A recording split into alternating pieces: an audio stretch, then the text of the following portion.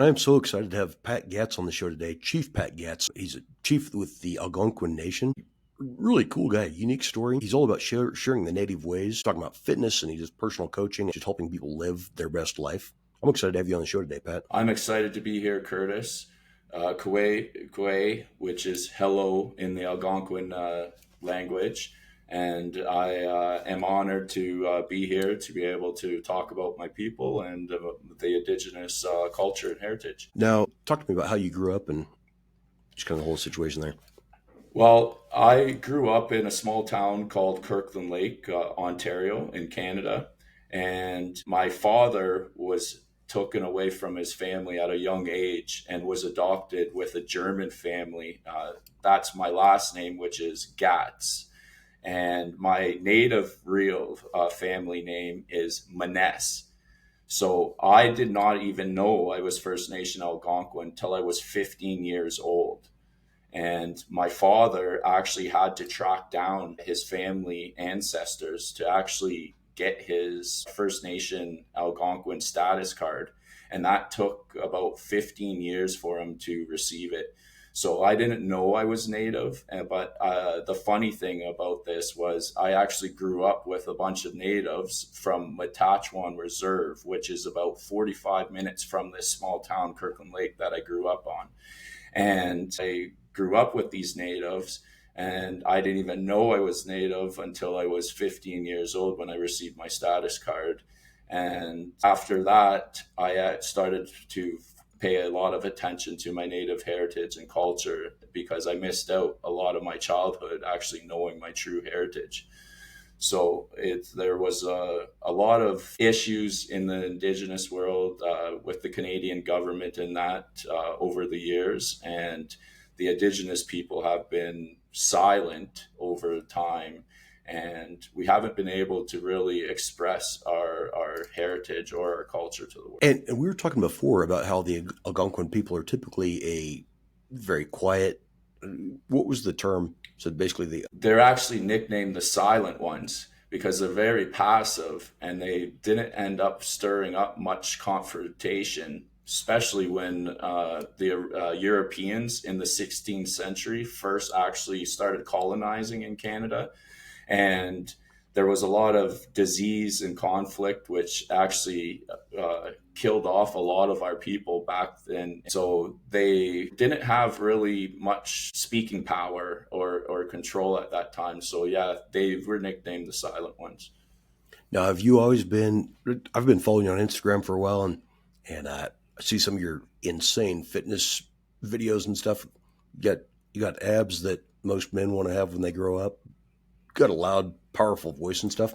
So that's not really typical of the Algonquin tribe? Well, it's not typical of the Algonquin, but because I grew up actually half my life not knowing I was Algonquin and actually with other cultures, I tended to end up picking up those traits in that. And I've been a vocal person ever since I was a child in that, and felt like I was different and was very outspoken. If you asked my parents in that, they would tell you I was very outspoken as a child. And I just always had this feeling inside I was someone else. And sure enough, I found out I was Native, and I always enjoyed the outdoors and that. So I spent a lot of time outside. My family is very poor. So when I grew up, we never had much money. So I had to spend a lot of time outside, outdoors, trying to entertain myself and keep myself busy and stuff. So I've always had an active life in that, and that's why I've maintained my physical shape. And I have noticed in life itself that when you take care of yourself, you're healthy, you're in shape, your life is just runs at a very high frequency level. And overall, I've never lost it. It's become a lifestyle for me. How old are you right now? I'm actually 38 years old. Okay. Yeah, so Yes. you're in great shape. For anybody, if you're not following him on Instagram or social media right now, if you're watching this on Amazon Fire TV or YouTube or wherever you're seeing this, I would pull up, get on and get connected with him on Instagram.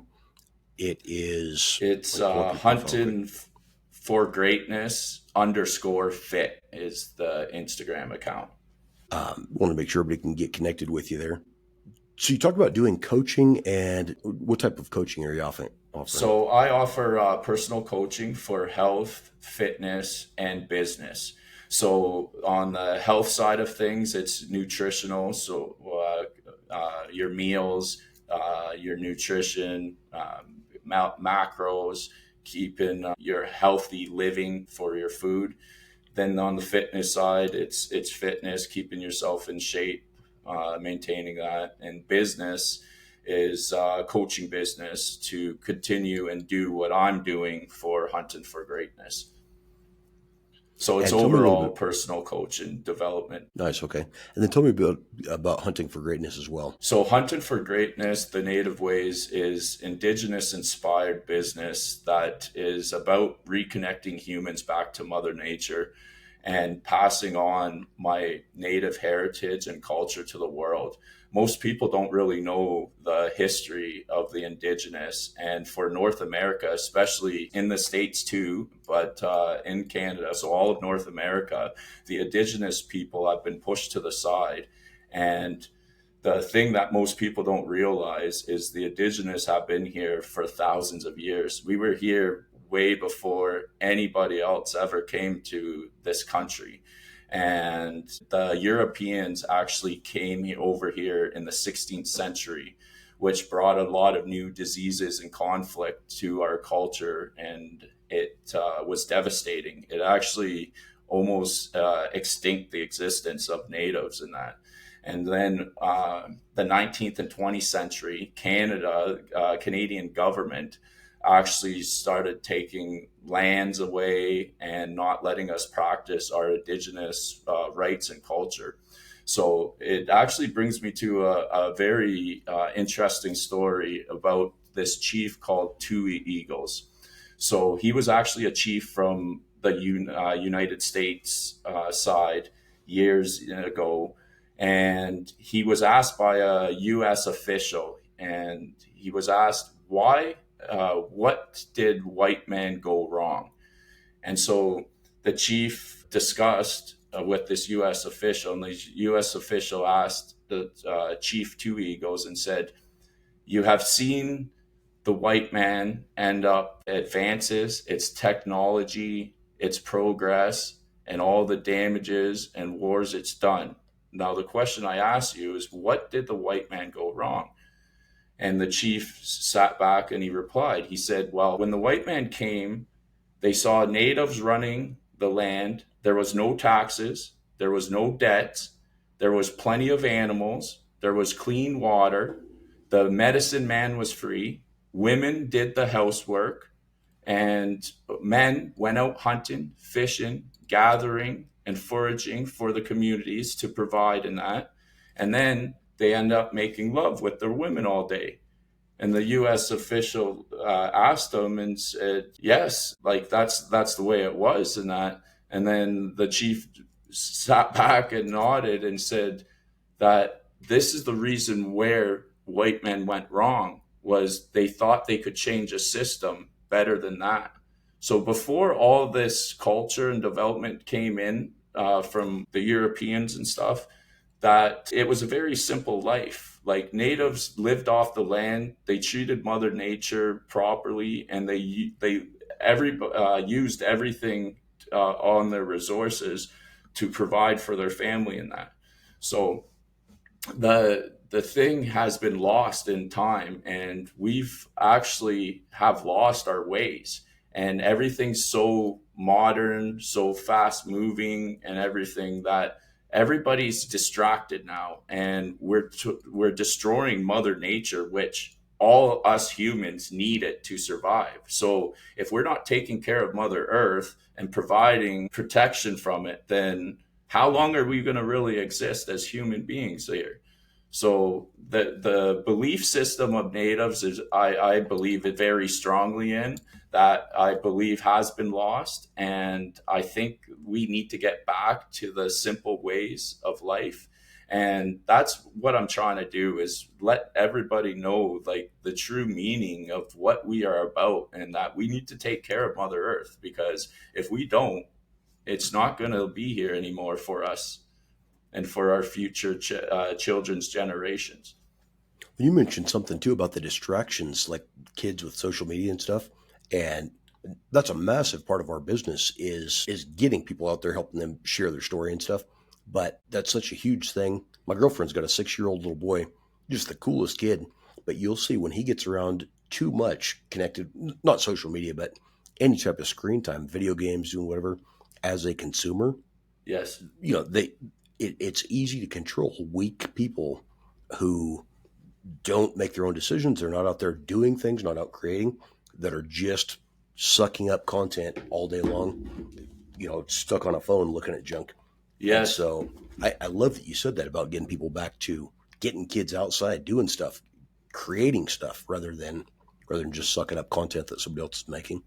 Well, yes, especially nowadays on media, as we all know, the media is controlled by a lot of other policies and companies and that. And so you're not even controlling the media that our children are watching or that you're consuming yourself. So at the end of the day, when everybody is focused on media that's being controlled on whatever they want to promote and say out there, which a lot, on my opinion, is negative Yep. media, is it's not good for us. And so that's why I believe that we need to get back to the basics, get back out to Mother Nature, and end up being reconnected back to Mother Earth, where we all came from. Like, that's the thing too, Curtis, is that most people have forgotten that Mother Earth is the only thing that we exist. If we don't have clean water, if we don't have any land anymore, then us human existence will not happen. So everything's getting developed. One of my biggest missions right now is actually to purchase as much land as possible because me being First Nation Native, any land I purchase actually turns into heritage land, which means that anybody, if I don't have no structures or anything built on that land, when I am long gone and go back to my creator or wherever I come from, then nobody can destroy it. Nobody can develop on it. Nobody can build on it. So my main goal is to buy as much land as possible and end up turning it into native heritage land so that nobody can develop on it and so that future generations can actually enjoy the existence of the natural way of Earth, and to be able to have see wild animals in its natural habitat, to be able to listen to the trees, listen to silence instead of all this modern day society infrastructure and stuff. And so that's one of my big goals I want to achieve. That's awesome. And I love that you mentioned the part about going back to your creator where for me, I believe I was created by God who created me in his own image. And Yes. then you'll hear people a lot of times argue about religious doctrine or whatever, where they think that, this type of God or somebody, whoever it was, I've had people on the podcast that are believe in the Big Bang Theory. But I heard a guy say one day, he said, the Big Bang Theory may be exactly how everything happened. That sounds a lot like to me if God said, let there be light, snapped his fingers. Like, man, that's it. Kind of cool how everything ties together there with, Yes, so like the indigenous belief is far from religion. Like, what the belief is that there is a supreme being, there is a supreme energy field. So whether you want to call it God, whether you want to call it whatever you want to call it, there is some supreme energy that is out there that us humans are all connected with. And at the end of the day, and with created it, by, I do believe it is God. God is what the Almighty Creator is. That's the ultimate light. That's the energy that all of living humans, creatures, everything on Earth is connected. And whatever you want to call it, there is something more inside of us that speaks to us. You have to know yep, it's something very powerful and something supreme. And that's my belief on it, is its energy is light, and it is something amazing that us human beings are able to have. is amazing. Awesome. Now, how can you help people as far as if they want to get connected with Hunting for Greatness and hire you as a coach? What do you offer? I mean, everybody wants shredded abs like you've got. If I was willing to do the work with the food, the exercise, the nutrition, whatever it is that takes to look like that, Yes. So how do I get in touch with you, and how do you? So to get in touch with me, you just DM me on Instagram at huntingforgreatness_fit, or you can go on my website, which is www.patgatz.com, and you can connect with me there. But I have a very strict program, and it starts off with mindset first. Is everybody needs to change their mindset before they even think about changing themselves. If you don't have a good mindset or a good vision, then you're not going to end up changing. So I have very strict standards and requirements that just because you end up contacting me and thinking you want to get in fit, if you're not the right person with the right mindset, then I'm not going to do business with you. I'm not about money. If anything, I'm about just making people be their best versions of themselves and offering themselves to the world. So as myself, being chief, and I am chief of the Algonquin people, which is a very remarkable role of mine to be in, is I am trying to be my best version and offer myself to the world and to my people. And so that's what my vision is for. That's what I'm about. And anybody who wants to connect with me needs to be in the same mindset and same personality, because this is the way we have lost. We have lost this true being to try to better ourselves and be a better version.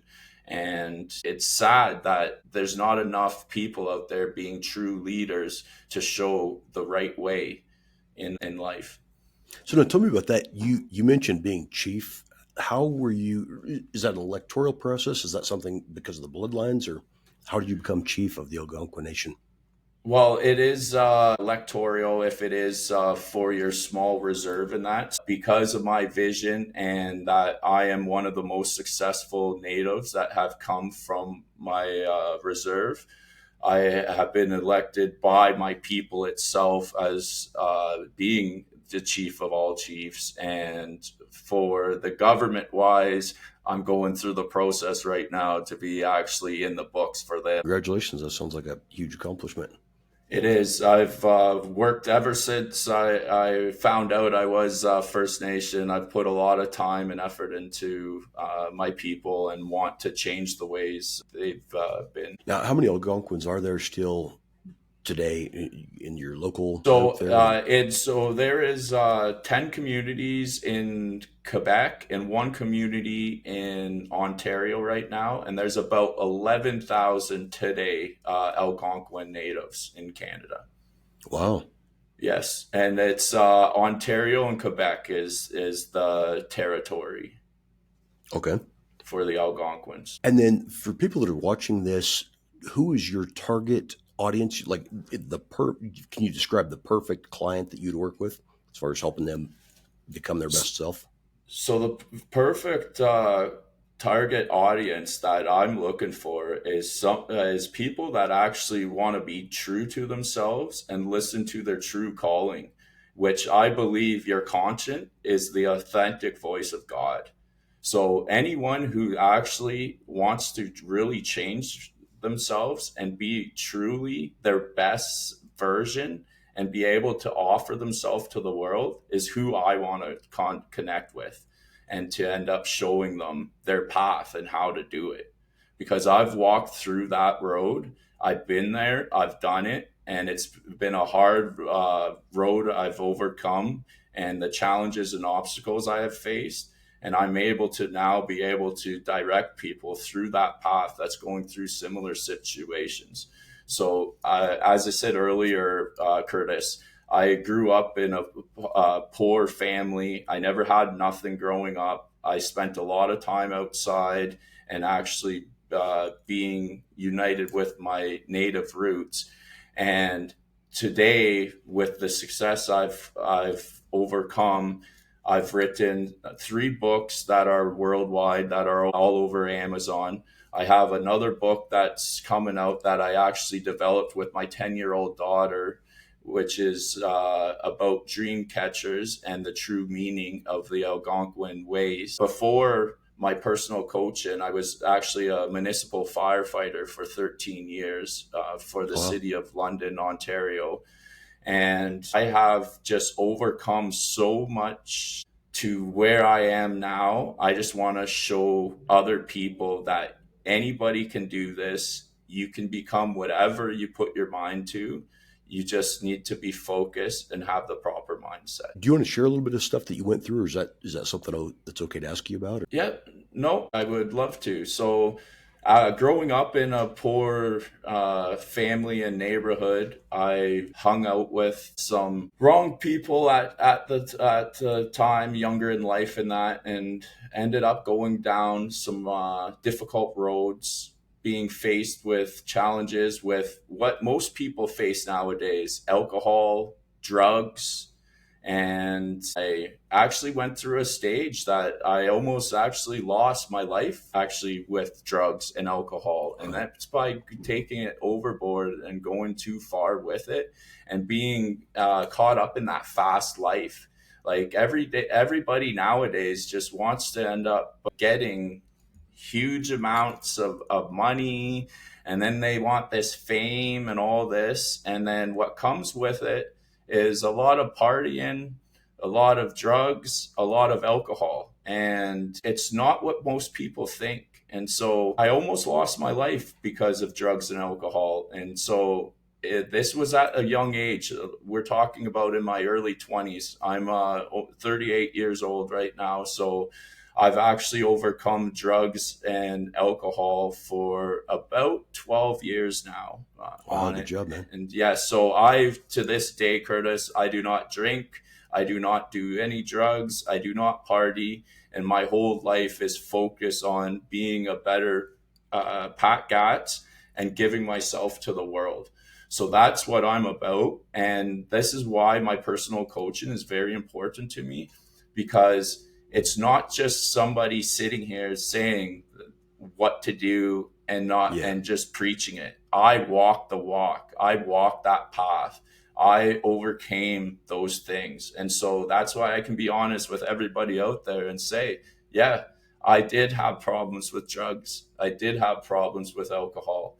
But if you end up having a better focus and a change of life, and you have your true reasoning, and to be honest with you, you understand that God does exist and is part of this world, of this universe, then anything is possible. And look at me, I'm 38 years old. I run a successful business. I have 3 beautiful daughters. And I can tell you what, I don't miss any of that life. And what I want to do is be able to share this with the world and help as many people as I can that has gone through this or is going through it right now at this time. And that's where I think, as me as being chief, I'm a father to a lot of people that's going through a lot of tough times. And most people will know that indigenous have a bad reputation and stereotype for being alcoholics, having drug problems, not having money in that. So if I can change one person at a time to better themselves and to show them that you can do it, you can do it. It's you just got to put your mind to it. That's what I feel Hunted for Greatness, the Native Ways is about, and what I'm trying to achieve here. Now, what do you think is the reason that drug and alcohol use is so high in the native cultures? I believe that a lot of indigenous feel sorry for themselves because of what has happened with the history, with everything being taken from them. And that's another mindset that I believe that the modern society has covered up and tried to suppress also. And so that's the reason too. I want to tell everybody out there that that's not the way it is. Like, you don't need alcohol and drugs to suppress your feelings and your emotions. And you actually, it's the total opposite. You have to have a clear mind and change your perspective to make a difference out in this world. And drugs and alcohol is not the answer for it. And I just think it's brings back to the point on media.